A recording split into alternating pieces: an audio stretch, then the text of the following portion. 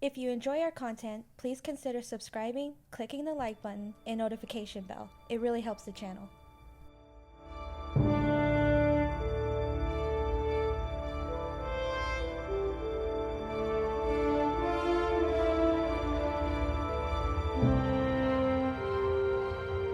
Today we're going to be taking this life cast and we're going to be turning it into a core that you're able to sculpt on for prosthetics or mask making.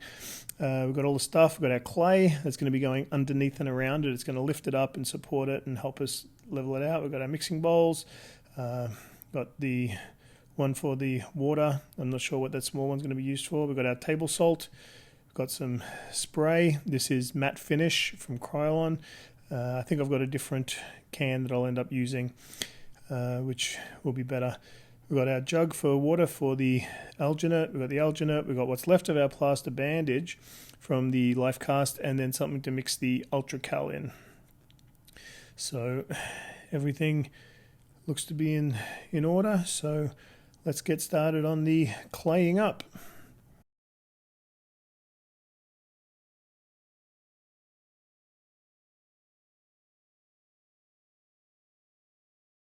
At the moment it's sort of sitting backwards, which we want it to be more straight and level so that the tip of the nose is facing upwards. At the moment the nostrils can form somewhat of an undercut, can trap the negative or the positive in the negative, make it hard to extract your core.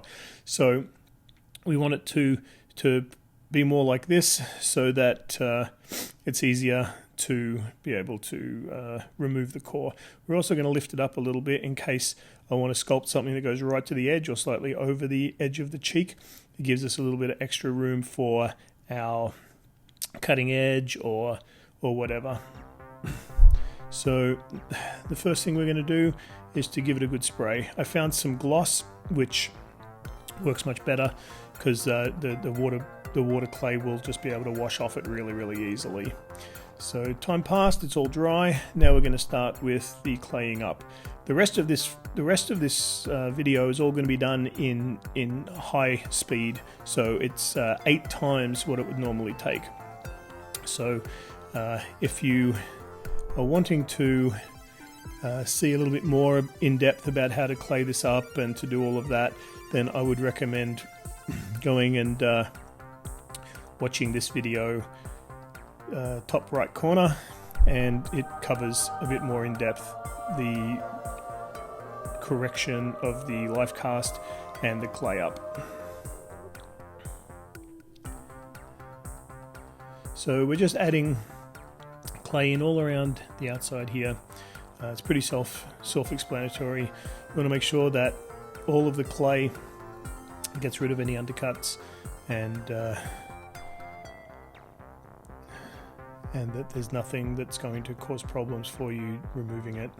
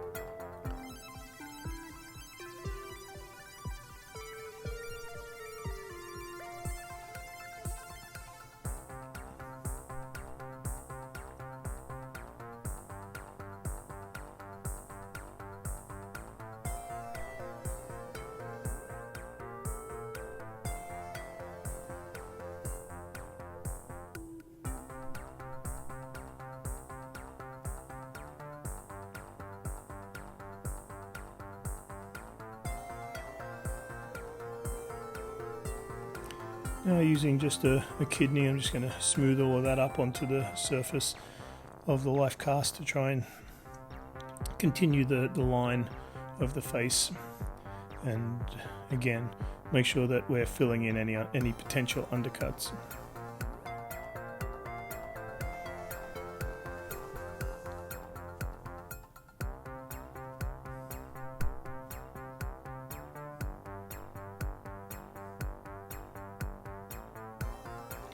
Try and make it as nice and neat as possible. try and make sure it's got a good edge all the way down to the table, that it's clean and even and neat. It only takes about 10% more effort to do a good job rather than a half-ass, just good enough job. So it's always advisable to just go the extra 10% and make it nice and something that you can be proud of, rather than just something to just be getting by. So now I'm just filling in some known undercuts that I know are going to cause problems.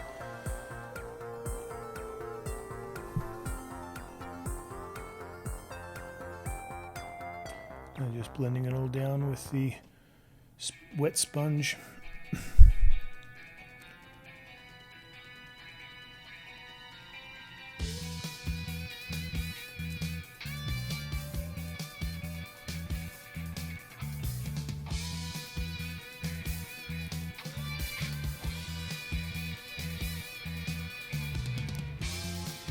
Now, if this was for a movie and the texture of the life cast is imperative because you're going to be wanting to really match the texture of your prosthetic to what's on the actual skin, I would be a lot more careful with the clay going up onto the surface of the face.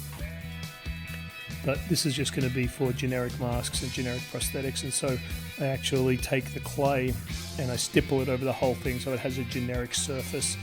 The last thing that you want is for there to be really smooth areas on it, because then it's going to be really hard for you to be able to blend off your potential blending edge.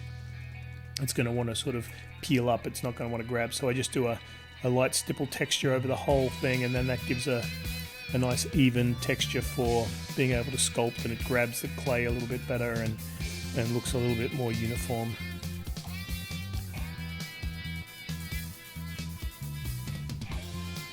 It also puts a layer of potentially water soluble material between the original life cast and the coat of spray that we're going to put over this to seal it up for the molding process. So at the end, when we go to clean this off, it comes clean quite easily. So you'll also see that. So here I'm using that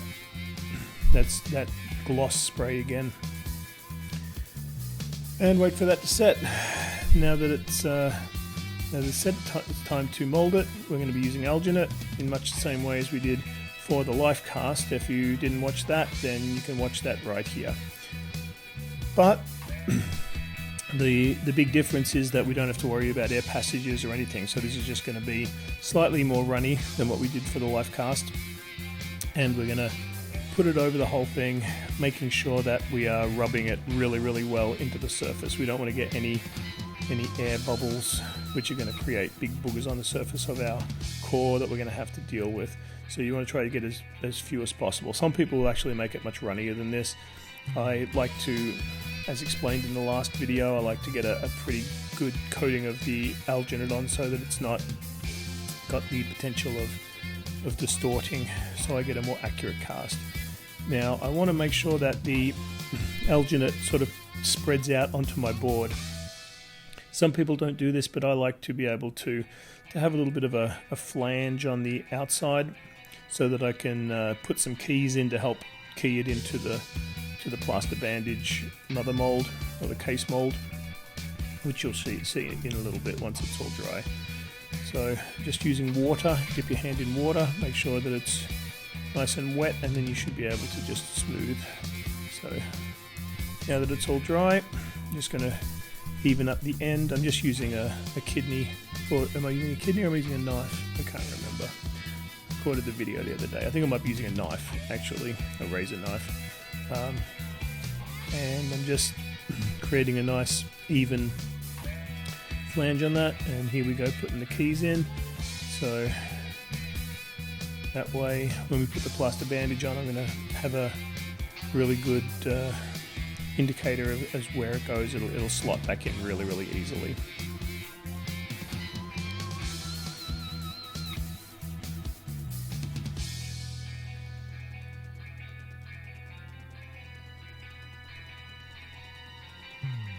And you can see that I'm doing it so that they sort of lock in rather than having an open key. I've got sort of it so it comes to the narrowest point is on the outside, so that it doesn't just pull out of the case. Add in the salt. This aids in the hardness and the speed of your plaster bandage setting up. And away we go. I like to dip it in. I like to make it fairly wet, but not too wet. And then just make sure you're blending all of your edges off as best you can. And we just work our way around, making sure that there's a nice even coating of the plaster bandage over all of the alginate. Now you don't need to put the alginate all the way to the board, the plaster bandage all the way to the board. I just sort of was running a little short on plaster bandage, so I just ran it so it runs down into the key, so it gives me a reminder as to where it goes. You can see I'm just sort of pushing the edge of it down into the key. That's all you really need. So you don't need to take it all the way. I mean, you can if you want, but in the interest of materials and saving money, I just did it like that, which is fine. This is only a one-use mold. It doesn't need to be super pretty and super sturdy. It just needs to work well. Just always make sure that we're lightly rubbing a hand over it to push out any gaps, any areas where it might not be right against the alginate. Now I'm going to do some longer pieces that are running all the way around the edge.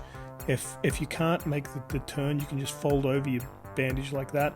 And that's the same if you're using burlap in Ultracal and you're putting your reinforcement in. You can always just sort of just fold it so that it follows the curvature that you want, rather than trying to make it bend and then it buckles and gives gaps and stuff. So just making sure that that's all in, and then we leave it to set. And now that it's set, it should come off pretty easy. And carefully get your fingers in around the alginate, and we're going to lift it off and place it carefully into the shell. Get our life cast out of the way and make sure that everything is cleaned, that it's sitting in those keys. You can see the keys sitting in there nice and easily, even the ones that are just a little bit sort of folded in. It still helps with that. Found a jug. It fits much better in the jug than it does in that little bowl. So now just getting a sponge with some water. I'm just making sure that there's no residual little bits of plaster or bits of clay. Sometimes there's clay residue in there. I'm going to make sure that it's as clean as possible.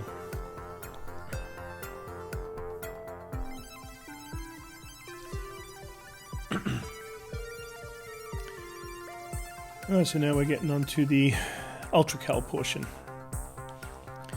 I'm going to put the water in. You always put your water in first with Ultracal.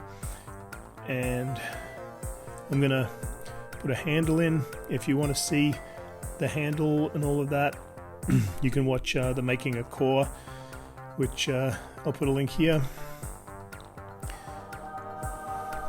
So that's all measured and cut. Got the burlap there. Follows a lot of the same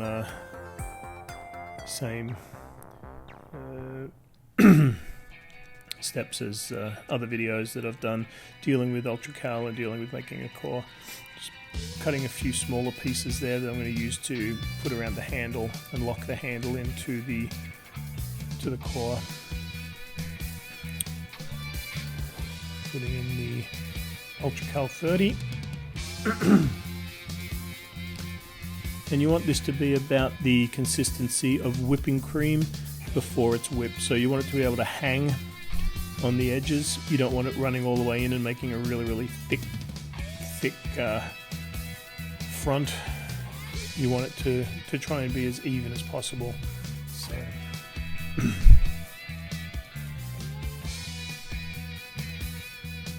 if it pulls right down in the face, you're going to end up with something that's really not that even.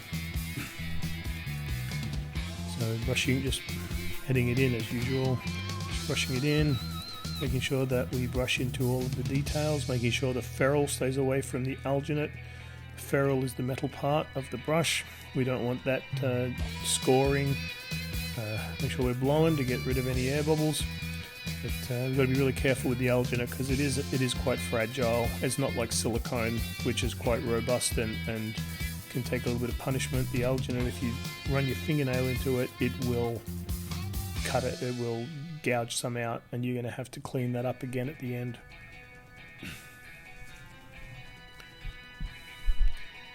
Okay, so we've got a decent print coat on.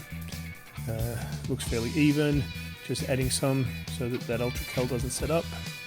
Using the slop bucket to wash all of our tools so we're not wasting brushes and stuff. And then we wait.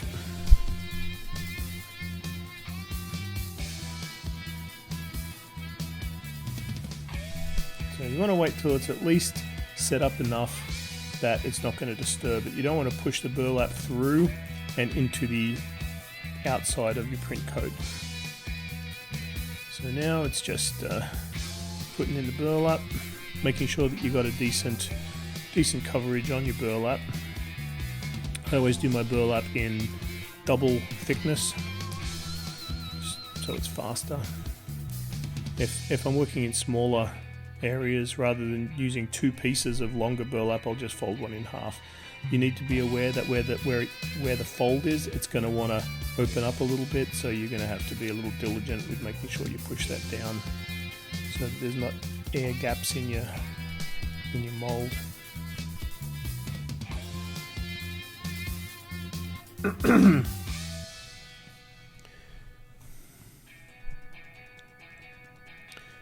So I'm making sure that I always work that top edge. You don't want to have to grind off a whole bunch of stuff hanging out the top if you can help it.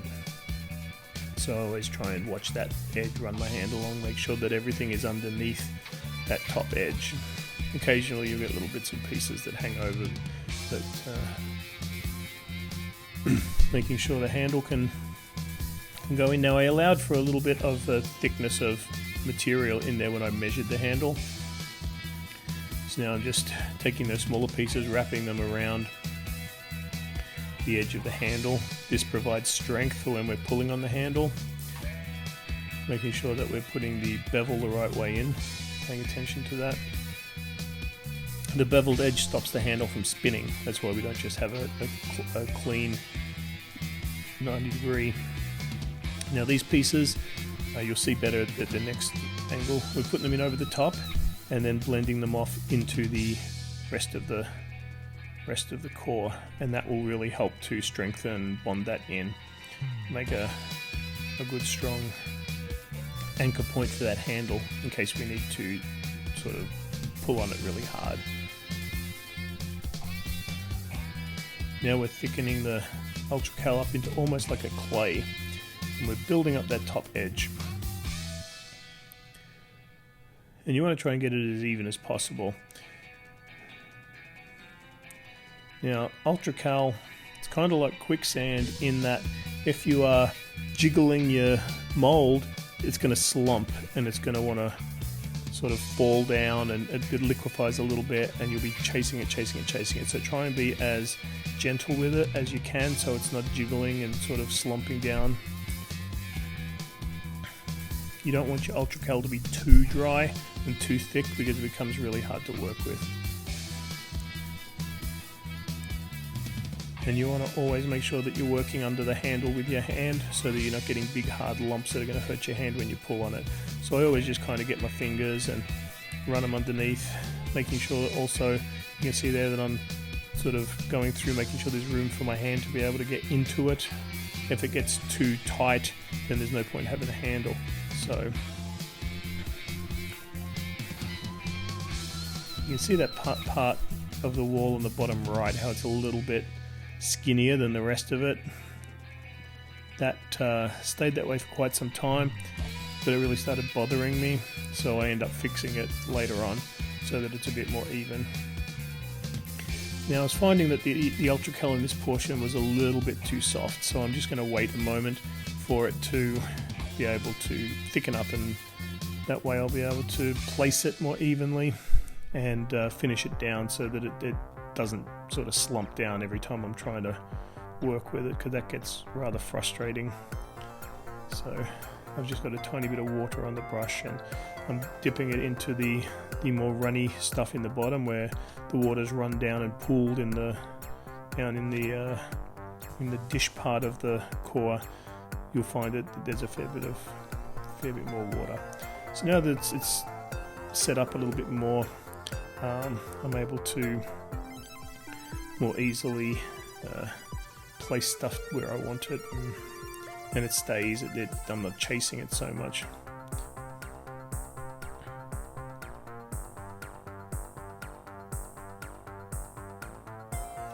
Now I'm pulling stuff out of the bowl, and you notice that I'm dipping it into the slop bucket. That's because the Ultracal is a little bit too dry at this point to work with, so I'm just reconstituting it a little bit by dipping it in there, and it reactivates it and makes it a little bit easier to work with. Otherwise it's like putting sort of gravel in there. It's way too dry, and it is really hard to blend it off.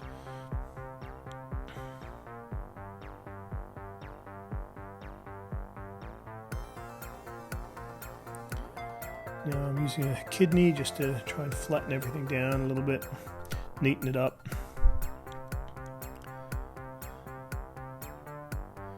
And you can see that I'm rounding it off so that it sort of rounds off into the handle, so there's not big hard jagged lumps that are going to sort of make it uncomfortable and injure my hand.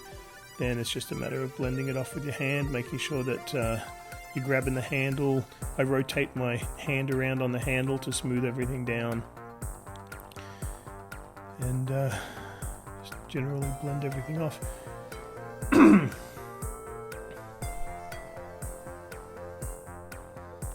See, I'm working the handle there so that it doesn't have any residual lumps.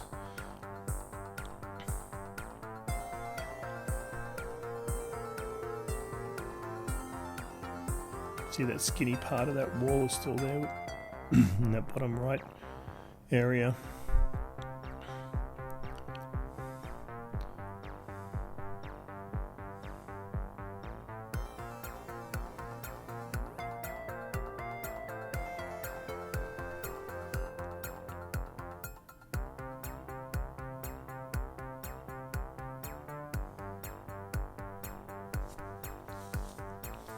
See a lot of videos online, Facebook Live, people who are mold makers from the haunt industry, people who doing tutorial videos for Ultracal, and so many of them don't finish down their surface properly of their Ultracal. It's jagged, it's got lumps and bumps and bits and pieces, and it's uneven, and it's just disappointing. You always want to make sure that you're making things as nice as you can, as professional as you can. Even if you're not a professional, you want to make sure that you're producing molds that you can be proud of, and it doesn't take that much extra time or effort. Okay, so that's set up a little bit more. Now I'm able to start smoothing it out with my hand. You'll find it'll get to a point where you can start doing that, and it's not affecting the structure of the Ultracal you've put on. So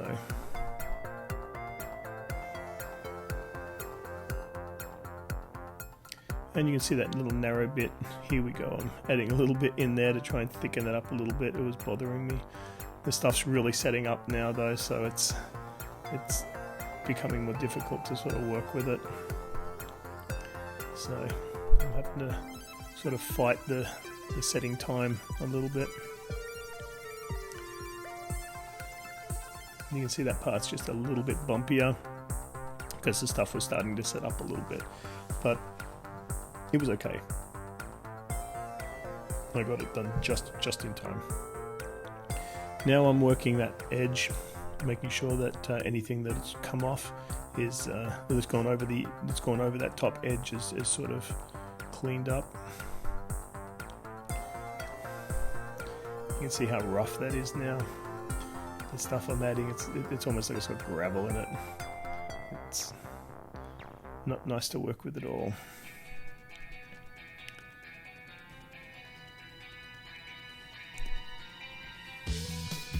So at this point, I use a piece of wet burlap.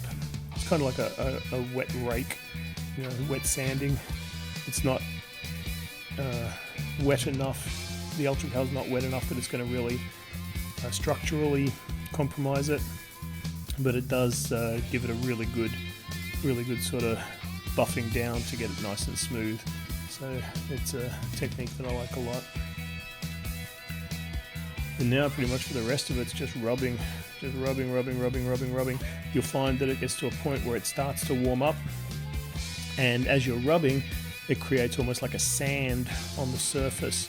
And what that does is it's almost like it sands it down really smooth, gives you a really nice finish on your molds.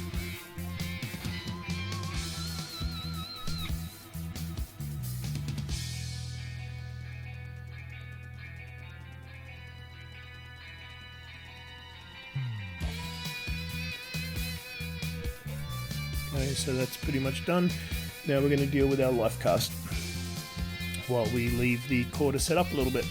So the clay that's in the middle that hasn't come in contact with any of the spray or the plaster, that's all still perfectly good. So I like to save that. I have a bag of scraps that I use for sculpting, so I put it in there, and I'm just using that kidney now to be able to carve out this clean portion of clay from the middle, throw away the stuff that has the spray on it, because it's going to end up with plastic bits through it from the spray, and it's going to be horrible to work with. So I usually throw away water clay that's got like residue and stuff in it. Then just clean off the life cast, and you want to give it a good scrub down with some wet burlap, and you'll see that that's sort of reactivating the clay stipple that we put over it, and it's removing all of that clay and all of the spray that was underneath it. You want to try and restore it back to its original state as much as possible, ready for when we may need it next.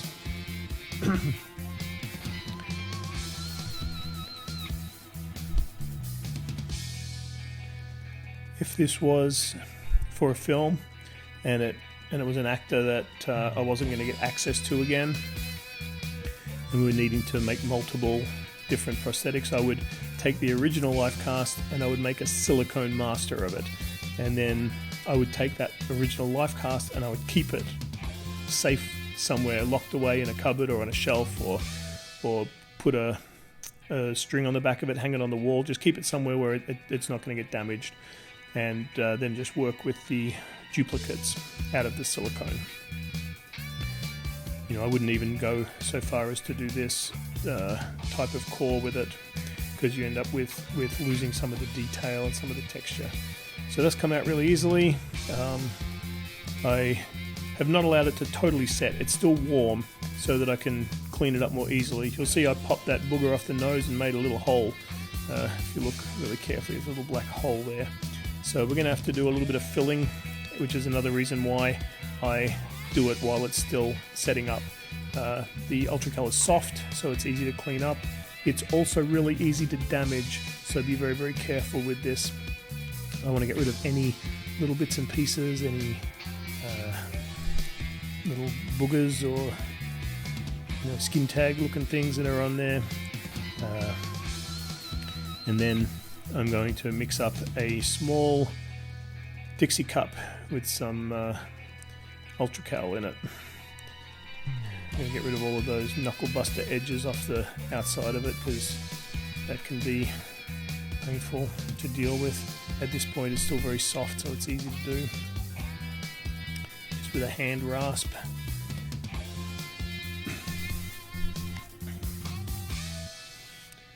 So I've just got a tiny bit of Ultracal in that cup, and I'm just going to add a little bit of water to it. Normally, as I say, you put your water in first, but I'm just mixing up the tiniest little bit. So I didn't even grab all of it, I just grabbed a little bit, which is almost like a clay consistency, and I'm just sort of rubbing it in there and blending it off so that there's no residual or residue outside of that hole. It just fills that hole, and then you're good to go. You can smooth it down with your wet finger, and I just sort of go over the surface and any little nooks and crannies that I think need a little bit, it'll bond with it and do a pretty good job of patching it. If you're careful, there shouldn't be really too many of these things you need to patch. So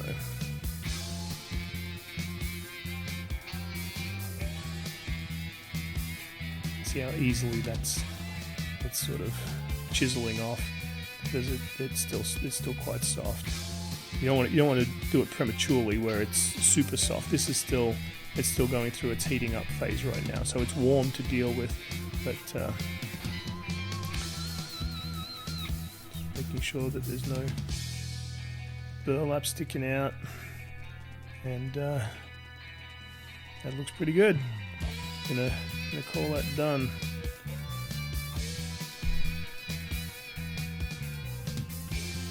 Thanks for watching.